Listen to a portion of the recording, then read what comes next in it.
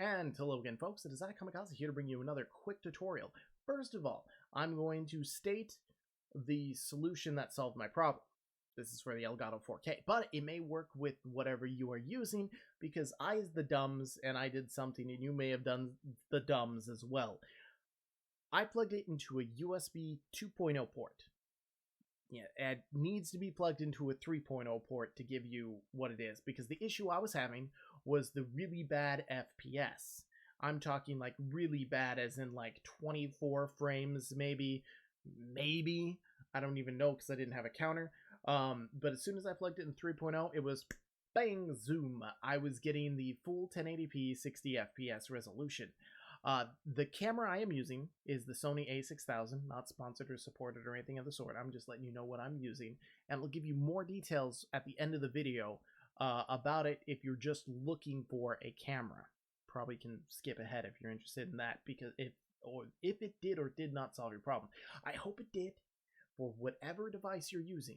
But now we're going to move on to what this video was intended for, and that would be the Cam Link 4K. The Cam Link 4K is by Elgato. At this point, go to the description. The very top of the description is the link, the magical link. Click that link. It is the compatibility list, which covers an extensive amount of cameras. You can select by brand, make, model. They'll have either like, red X, a triangle, or a green check mark. Green check mark is what you really want. The triangles have kind of like a hit or miss on what they do, and the X's pretty much explain themselves. You can click any of them and it'll tell you what does and does not work with it.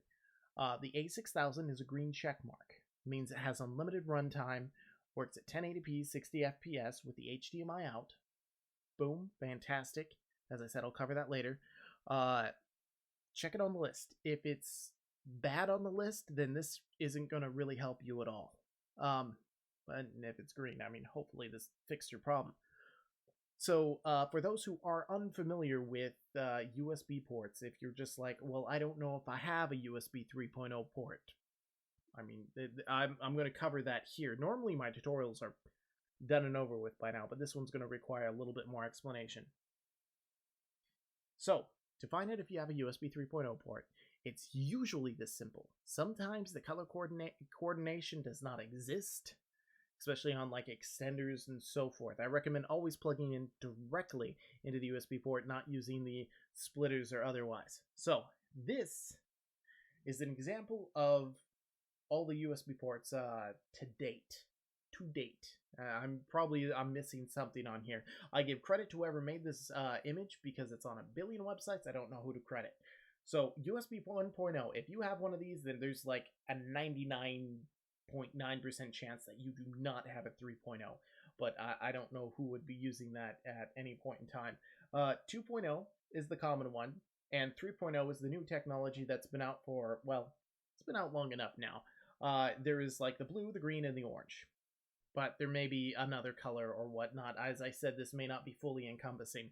I have mine plugged into the orange because it was the free port that was open, other than the 2.0, which I was trying to use. So you should be looking for that if you have it plugged into a black one, and if you have a blue one, a green one, an orange one. Ignore the one on the end. That's just for reference of the USB-C. Now let's get into another detailed image. Boom, an actual image. Again, credits to whoever made this image. It's on a billion websites. This is what a 3.0 should look like, just a standard 3.0. This is what you'd want to plug it into. The other one is the 2.0 port. Kind of want to avoid that one because it's going to give you that really crappy frame rate, as I mentioned before. This should pretty much explain it completely, because this can be like green, orange, or whatever other color it decides to be. If you are still unsure, you can always check your motherboard or laptop, whichever the model is. I can't really tell you to find out. Check the manufacturer's website to find out if it does. That's really the extent of what that covers. Hopefully, if you're still unsure if yours has a USB 3.0 slot, comment below. I may or may not be able to help you with that, but I'll do my best.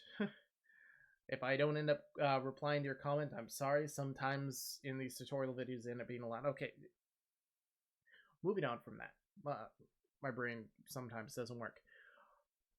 At this point, I've given you all the information I can on how to identify USB 3.0 ports, and knowing if you plug it in from one to the other and it works and whatnot. Hopefully this helped you. I really hope it helped you, because I did the dumbs, and you may have done the dumbs, and it may fix the dumbs. So now I'm going to go into the aspect of the camera I'm using, because this is the quality it is providing unto us. It's delicious. I mean, you can see like the pores of my skin. It's got a manual zoom, blah blah blah, autofocus. I am using the Sony a6000 mirrorless camera. It's something I've had for a while, been trying to get to work, obviously. Finally got it to work because I'm the dumbs. It comes with a 50mm lens with autofocus, blah blah blah blah blah. It operates, like as I mentioned, the compatibility list. It will tell you if it can run continuous, as in unlimited. This one can, but what you have to do is buy a dummy battery. Essentially what it is, it's a battery that plugs into it, but then plugs into an outlet. That way you have unlimited runtime. I mean, easy enough, right? It doesn't require a memory card to do so, because I don't have a memory card to put in this. And that's really it. Since it has the unlimited time, it's got the 1080p with a 60 FPS output. Progressive, not interlaced. Interlaced sucks. That is why I have this camera, is I chose it specifically for that reason, and I chose it because it was compatible with the Cam Link 4K. I got tired of having to deal with the crappy quality of the USB Logitech C922 something another. I mean, it seemed like it was good and whatnot, but my green screen, which people know, I have a painted wall. My wall is painted green in order to utilize my green screen. This actually works. I'm not like outlined by a crap ton of green. I mean, my hair is not being outlined by a crap ton of green. I mean, obviously, there's always going to be some leak or whatnot. It works really well with that. So if you have a green screen, yay. If you don't, yay. I mean, it's all up to you on the choice of that. I hope I have covered everything.